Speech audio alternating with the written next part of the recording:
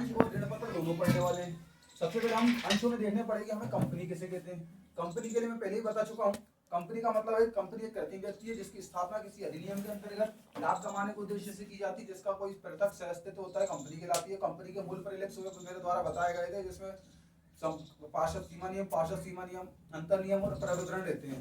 आप खड़े होकर को साइड चले आओ ना, दिखेगा नहीं आपको। ये अतुल आप बैठे रहो, अतुल को भेज दो।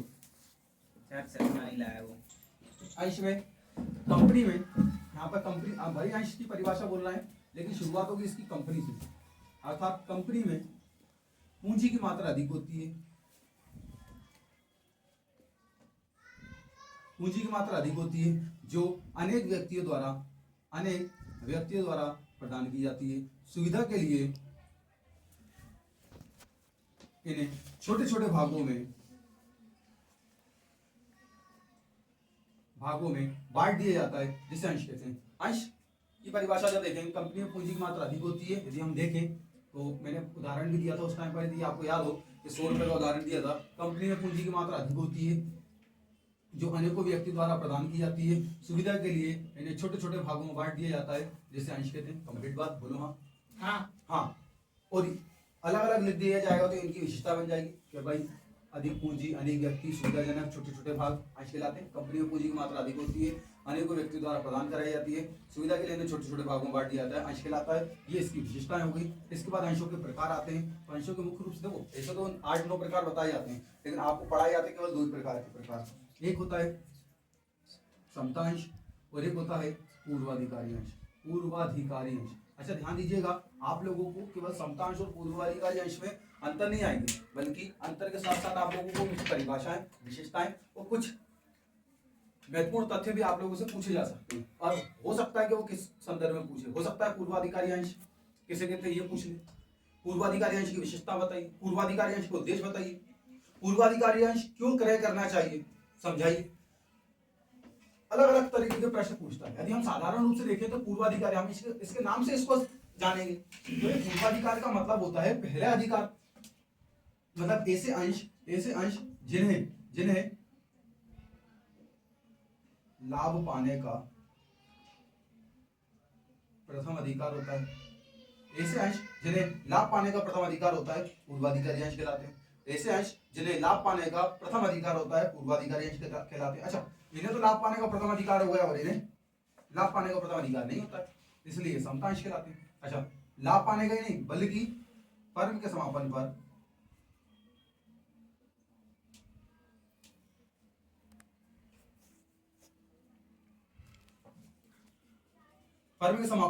पूंजी प्राप्त करने का प्रथम अधिकार होता है, जबकि यहां पर ऐसा नहीं होता है। समतांश वाले में देखें तो समतांश कंपनी के स्वामी कहलाते हैं। समतांश वाले कंपनी के स्वामी कहलाते हैं, कंपनी के स्वामी कहलाते हैं। और क्या मत देने का अधिकार होता है, मत देने का 4.5 मत देने का अधिकार होता है। कंपनी के स्वामी कहलाते हैं, मत देने का अधिकार होता है, और साथ ही साथ कंपनी के प्रबंध में भाग लेने का भी अधिकार होता है। ये लोग 5 अंतर बन गए।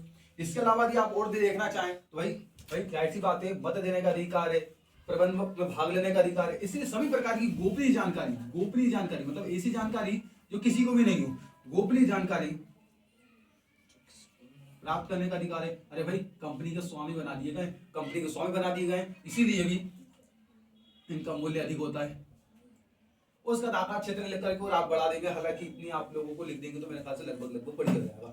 समतांश के बारे में, पूर्वाधिकारी अंश के बारे में लगभग पूरी चीजें बता दी जा चुकी है। आप बोलेंगे सर इधर वाला खाली है, अरे कोई खाली नहीं है। इधर मत देने का अधिकार होता है, यहाँ पर मत देने का अधिकार नहीं होता है। यहाँ पर बोला गया कंपनी प्रबंध में भाग लेने का अधिकार होता है, कंपनी के प्रबंध में भाग लेने का अधिकार होता है। यहाँ पर हम बोल देंगे कंपनी के प्रबंधन में भाग लेने का अधिकार नहीं होता है। यहाँ पर बोल दिया गया गोपनीय जानकारी प्राप्त करने का अधिकार होता है, यहाँ पर गोपनीय जानकारी प्राप्त करने का अधिकार नहीं होता है। मूल्य अधिक होता है, समतांश वालों का मूल्य अधिक होता है। यहाँ पर पूर्वाधिकारी अंश में बोला जाएगा तो पूर्वाधिकारी अंश के मूल्य कम होता है। यहाँ पर आप उनके अंतर लिख दीजिए, परिभाषा लिख दीजिए, विशेषता लिख दीजिए, बात बराबर रही। कंप्लीट, आगे बढ़े। हाँ सर। अगला आप लोगों का टॉपिक आता है समतांश, तो मैंने बता दिया गया। अब पूर्वाधिकारी अंश की बात करें तो पूर्वाधिकारी अंश के भी प्रकार बताए जाते हैं। पूर्वाधिकारी अंश के प्रकार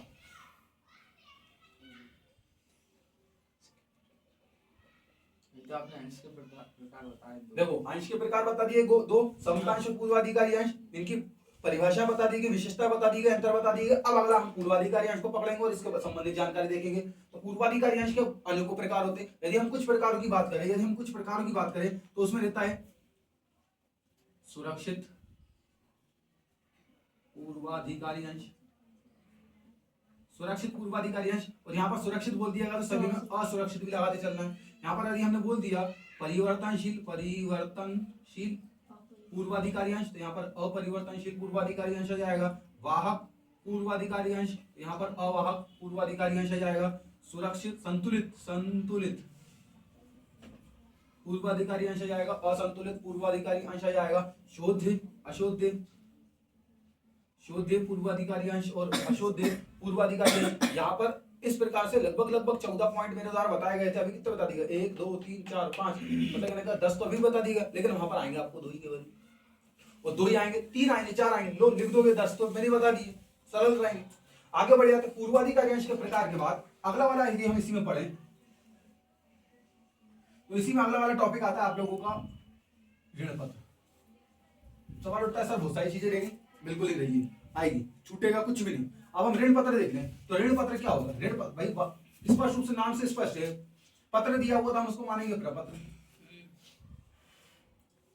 ऋण पत्र एक ऐसा प्रपत्र होता है, ऋण पत्र कंपनी द्वारा एक ऐसा प्रपत्र होता है जिसमें कंपनी द्वारा लिए गए ऋण का प्रमाण होता है, जिसमें कंपनी निश्चित समय, निश्चित ब्याज दर पर, निश्चित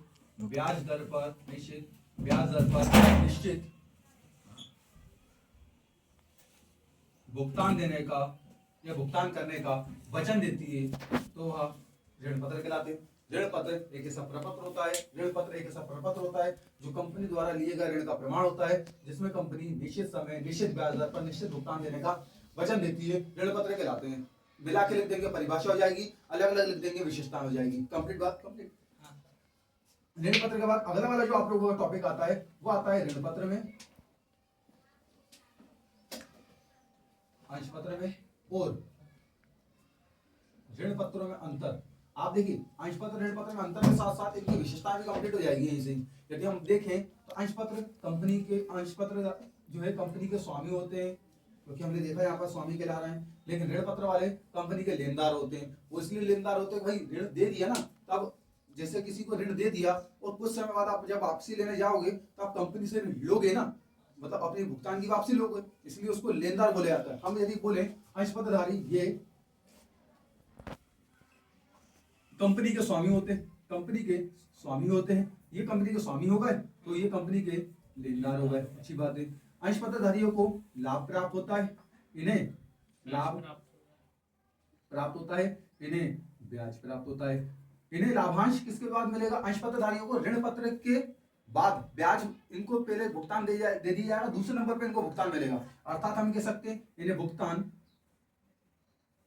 बाद में प्राप्त होता है, इन्हें भुगतान प्रथम रूप से भुगतान प्राप्त होता है। कोई भी कंपनी ये नहीं चाहेगी कि हमारे ऋण ज्यादा हो, और प्रत्येक व्यक्ति ये चाहेगा वो कंपनी का मालिक बन जाए, इसलिए इसका मूल्य अधिक होता है। इसका मूल्य अधिक रहेगा, इसका मूल्य कम रहेगा। कंप्लीट बात, कोई दिक्कत नहीं।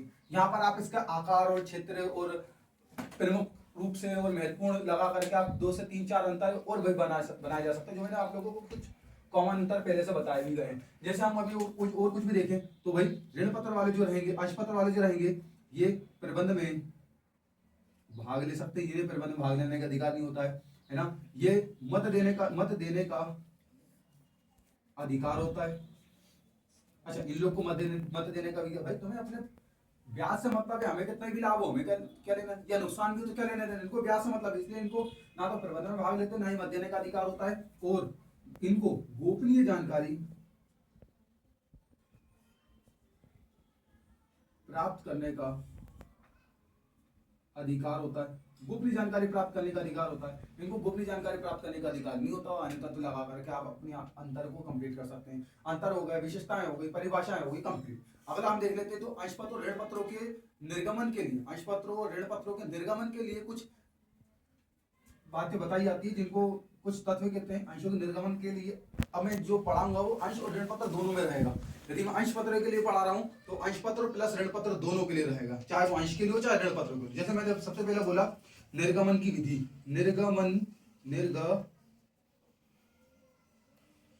निर्गमन